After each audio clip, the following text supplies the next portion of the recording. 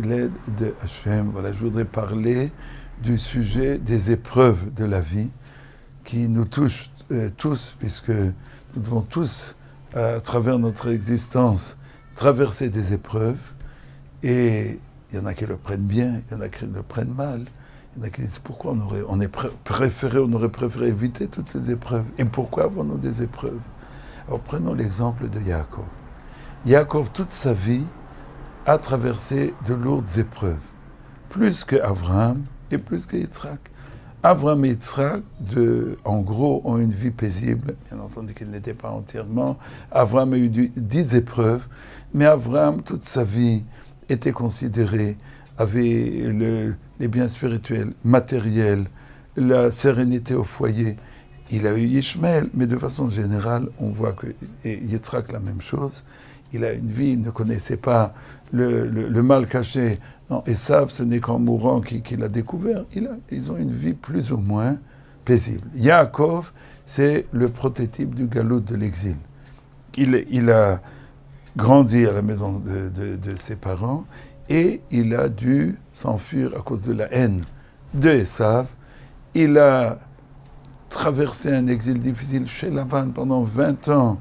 L'homme le plus retors pratiquement de l'histoire du monde, nous disent les Chazal, c'est Lavan et Bilam, c'est le même personnage, nous disent les Chazal, c'est son petit-fils, c'est lui-même, quoi qu'il en soit. Lavan, c'est l'homme le plus retors du monde, et le pauvre Yaakov, si intègre, a dû vivre avec ce bandit pendant 20 ans, il lui a changé son salaire sans arrêt, et ensuite, il est retourné en Eretz Israël, il y a eu l'incident de Shrem.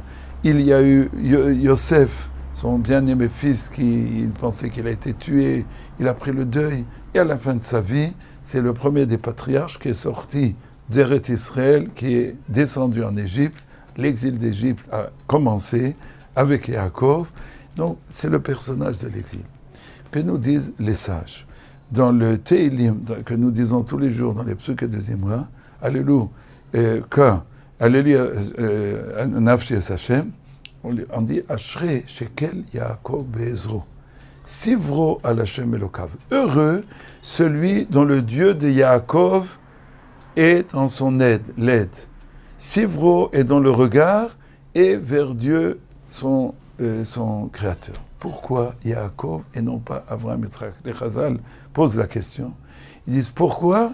Justement parce que Yaakov, lorsqu'il a traversé le Jourdain, qui, bemakli, avarti et à Yarden Hazé, il a traversé le Jourdain, eh bien, il ne lui restait plus rien. Il était pauvre, il a été volé par Eliphaz, il ne lui restait aucun bien, il était seul, sans famille, sans appui, et il a levé les yeux vers Hachem, et les sages nous disent que Yaakov est le symbole du bitachon, le symbole de la confiance absolue en Hachem, dans la solitude, dans les difficultés, et on arrive au nœud du sujet, c'est que les difficultés sont là pour nous élever, pour nous agrandir, et non pas pour nous abattre. Les épreuves de la vie sont là pour nous forger, pour notre bien. C'est le principe absolu de la compréhension de la vie et de la raison de vivre. Voilà.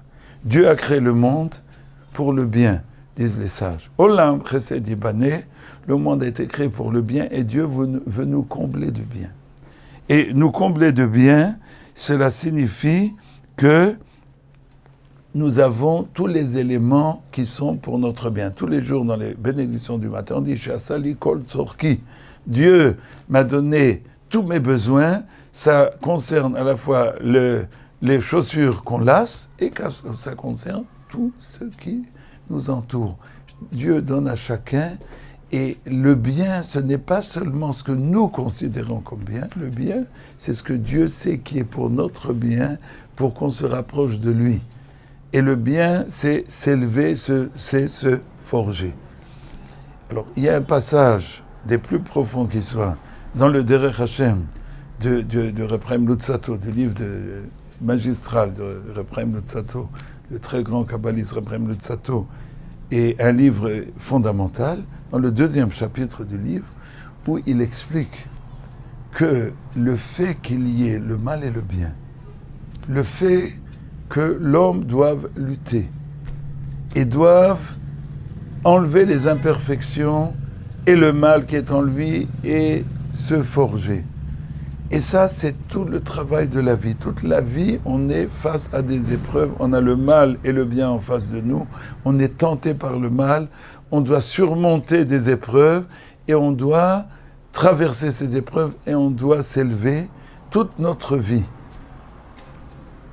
Parce que Dieu a créé le monde pour le bien. Alors, il y a une idée qui est d'une profondeur presque insondable. Dieu est la perfection, est la seule perfection. Et Dieu nous a créés et il veut que nous arrivions à une certaine perfection. L'homme a été créé à l'image divine, bien entendu. Tout est à prendre à proportion, puisqu'on ne parle jamais de l'essence divine, mais à l'image d'une certaine lumière divine dans son âme. Dieu veut nous combler. Mais Dieu veut que nous ressemblions à notre Créateur. Le Créateur est parfait de lui-même. Il ne dépend pas d'autrui. Voilà, c'est un axiome, mais c'est un des axiomes de la base de la connaissance d'Hachem. Dieu est entier, Dieu est à la plénitude qui nous dépasse. On ne parle pas d'une plénitude humaine, bien entendu, une unité qui nous dépasse. On ne parle pas d'une unité de l'esprit humain. Et Dieu, bien entendu, étant la source unique de tout, bien Dieu ne dépend de rien. Dieu veut que l'homme arrive à ressembler à Hachem, en tout cas partiellement, en ne dépendant de qui que ce soit. Et pour ce faire, il faut que l'homme soit entouré, agressé d'épreuves et de difficultés qui l'amènent au mal, à la paresse, à des choses qui l'abaissent. Et il faut qu'il se prouve à lui-même et qu'il se forge le bien qu'il choisit ne dépend d'aucun environnement et d'aucune pression. Et le mal qu'il écarte ne provient que de lui. Et lorsque l'homme arrive tout au long de sa vie à traverser ces épreuves qui sont quotidiennes, qui sont pratiquement à chaque instant et à chaque souffle, lorsque l'homme arrive à traverser ces épreuves, eh bien, il ressemble à son Créateur. C'est d'une profondeur qui nous dépasse, mais lorsqu'on arrive à comprendre ça, on comprend que tout est pour le bien, et alors on ne rechigne pas lorsqu'on a une épreuve, et de toute façon, je dis toujours, le plus grand bonheur sur terre, c'est faire un effort. Et comme dit le verset dans Michelet, Adam le Amal Yulad, l'homme a été créé pour l'effort. Mais il n'est pas marqué, l'homme a été créé, Yulad, il sera né par l'effort. Avec l'effort, on est, on vit, on vient à la vie et on se crée soi-même. L'effort que nous faisons nous forge. Quand on fait un effort, il faut remercier Dieu. Si on peut marcher au lieu de prendre la voiture, il faut remercier Hachem. Quel bonheur que je n'ai pas pris la voiture aujourd'hui, ni le bus, et que j'ai pu marcher. Utiliser, non pas le bus, mais les pédibus, c'est beaucoup mieux. Que Dieu nous a donné. Imaginez, il n'y a rien de mieux. Et pouvoir marcher en remerciant Hachem et faire des efforts. Et si on doit ramasser quelque chose qui est tombé, il ne faut pas dire « Ah, pourquoi c'est tombé, je dois me baisser ». Il faut remercier qu'on puisse faire l'effort de se baisser. Et Dieu sait que les épreuves qu'il nous envoie sont toujours adaptées à notre personne. C'est un autre élément. Un autre élément que, d'une part, on ne doit pas rechercher les épreuves. On dit tous les jours dans les Birkot HaShara, les bénédictions du matin, Ve'al tevi'einu, à la fin des bénédictions, Lolide Nisayon, Ve'lolide Bisayon. Hachem, on t'en supplie, ne nous amène ni à des épreuves, ni à avoir honte devant autrui. Ni à des épreuves, parce qu'on ne doit pas, peut-être qu'on ne tiendra pas. Donc on prie de ne pas arriver à des épreuves. Et de fait, les sages disent, on doit fuir les épreuves. On ne doit pas se mettre dans les épreuves. La faute d'Adam Arishon, quelle était la faute d'Adam Arishon ? Il a voulu insérer en lui le mal, c'est le monde matériel, pour plus lutter, avoir plus de mérite. C'est ce que l'Arizal explique. Et le mal était en dehors de lui, c'était comme un ange, c'était comme quelque chose qui était uniquement intellectuel, mais il n'était pas en sa personne. Adam Arishon a dit, bien, si je fais rentrer en moi le mal et que je lutte, j'aurai plus de mérite. Et c'était une faute, Hachem lui avait interdit de manger. Manger, c'est intérioriser, c'est amener à lui l'arbre du bien et du mal. Et il n'a pas écouté. Et c'est le prototype de l'histoire de la faute. Combien de non-religieux disent, bien, ces religieux, ils sont retranchés dans leur forteresse, ils n'ont pas le courage de...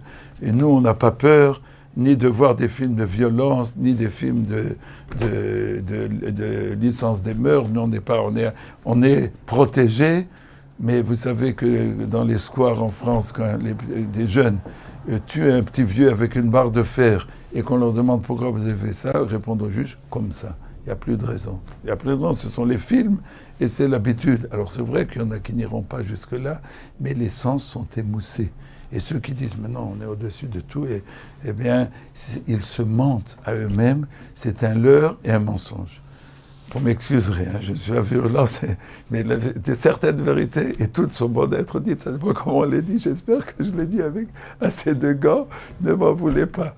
Quoi qu'il en soit, on ne doit pas se mettre dans des épreuves volontairement. La conception de la Torah et du judaïsme, c'est qu'on doit rester à l'écart des épreuves. C'est de notre point de vue. Mais Dieu, toute la vie, nous amène des épreuves qui sont pour notre bien. Maintenant, Dieu sait mesurer qui et quoi et quand.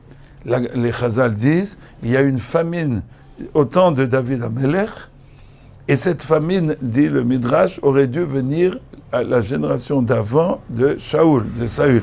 Pourquoi elle est venue à la génération de David?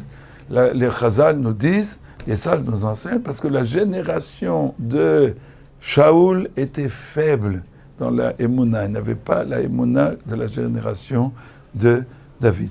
Et si cette famine était venue, qui méritait pour ce que Shaoul avait fait avec les Givonim, sans rentrer dans le détail, eh bien, ils n'auraient pas tenu. Ils auraient récriminé contre Hachem et ils n'auraient pas passé l'épreuve. Et donc, il fallait que cette famine arrive. Elle est arrivée à la génération de David, qui était comme un cèdre et qui était solide. Et Hachem n'envoie que les épreuves qui nous sont mesurées. Et donc, Yaakov Avinu, voilà, c'est le symbole de l'homme du Galout. Nous sommes en Galout depuis des millénaires, pas seulement depuis la destruction du temple. Et le peuple juif, on l'appelle le peuple errant, c'est le sel de la terre, c'est l'oxygène du monde, c'est tout ce que vous voulez. Mais on est quand même en Galout, où qu'on soit, parce que vous savez bien aujourd'hui que tant que le Moshiach n'est pas là, bien entendu qu'en Eretz Israël, c'est Eretz Israël, mais on est quand même en Galout, et l'air du temps est partout, et les microbes du temps sont partout, ils ne choisissent pas, c'est pas géographique. Donc, et malgré tout, c'est grâce à ça que nous arrivons à nous élever. Et donc, celui qui a ce secret-là, il a le secret de la Emouna. Et Yaakov Avinu, c'est le père de notre nation, le véritable fondateur de Yaakov, de notre nation, c'est né Abraham, Yitzhak. Abraham a commencé, mais on arrive à l'union, et c'est aussi l'homme de la Torah, Yaakov Avinu, et c'est grâce à la Torah, comme disait mon maître, Rabbi Soromer Zatzal, que comment a-t-il pu aller chez Lavan, l'homme le plus retors de l'histoire, et garder son intégrité, et grandir en intégrité, comme il a lui-même expliqué devant Lavan, qu'il a gardé ses moutons pendant 20 ans avec une fidélité extrême, il n'a pas dormi la nuit, et s'il y avait un lion, il arrachait le mouton des griffes du lion, des choses inimaginables. Pourquoi? Parce qu'il avait la Torah. Parce que la Torah, c'est comme un vacuum, où celui qui a la Torah, il faut qu'il y ait une étude, mais une étude intense. Celui qui a la Torah peut passer des épreuves que nul ne peut passer. Lorsqu'on n'a pas la Torah, on n'a que les forces humaines, psychiques, physiologiques, spirituelles de l'homme, on est très limité. Lorsqu'on a la lumière de la Torah, eh bien, c'est à l'image de Yaakov Avinu, Ashrei Shekel Yaakov Be'ezro, celui dont le Dieu de Yaakov est en son aide, que nous ayons tous cette force-là et que le peuple juif traverse les dernières épreuves de l'histoire pour arriver à la Géoula Shlema Omer.